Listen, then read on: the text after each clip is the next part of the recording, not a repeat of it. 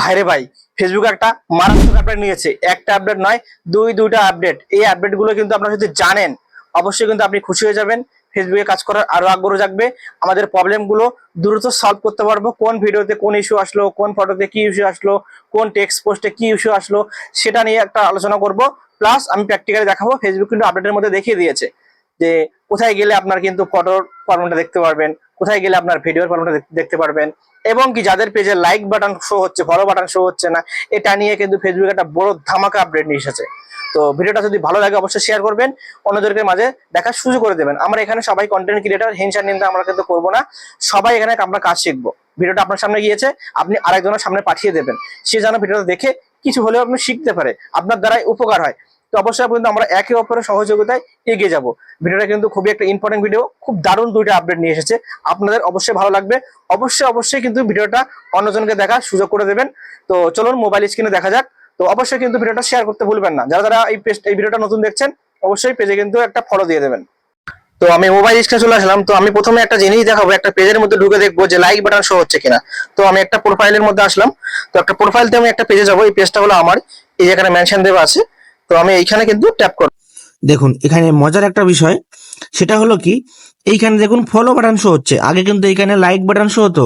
অনেকে কিন্তু পেরেশান হয়ে যেত যে এখানে লাইক বাটন শো হচ্ছে, ফলো বাটন শো হচ্ছে না কেন, মানুষ ফলো দেবে কি করে। কিন্তু লাইক দিলে লাইক প্লাস ফলো দুটো হয়ে যেত, অনেকে বুঝতো না।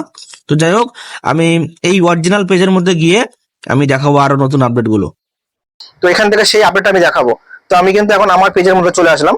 এটা কিন্তু আমার পেজ। তো আমি কিন্তু এই পেজের মধ্যে চলে আসলাম। এখানে দেখুন মজার একটা বিষয়, এই যে ফলোয়ার্স যে লিস্টটা, এটা কিন্তু আগে এইখানে ছিল।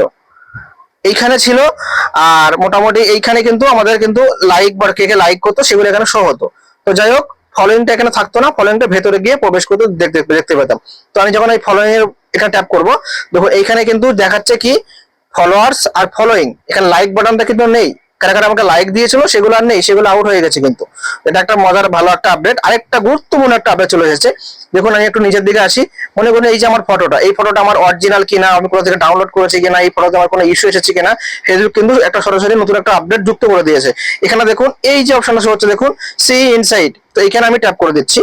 এইখানে ট্যাপ করে দেওয়ার পরে দেখুন সুন্দর করে একটা কিন্তু এখানে নোটিফিকেশন দিচ্ছে। দেখুন কন্টেন্ট কোয়ালিটি, এখানে কিন্তু রাইট চিহ্ন পড়েছে। এখানে বলছে কি কোয়ালিটি নো ইস্যু, মানে কোনো ইস্যু নেই। একটা ভিডিওর মধ্যে চলে যাই, ভিডিওর না গেলে বুঝতে পারবেন। ভিডিওর মধ্যে আমি সেই ইনসাইডে চলে আসলাম।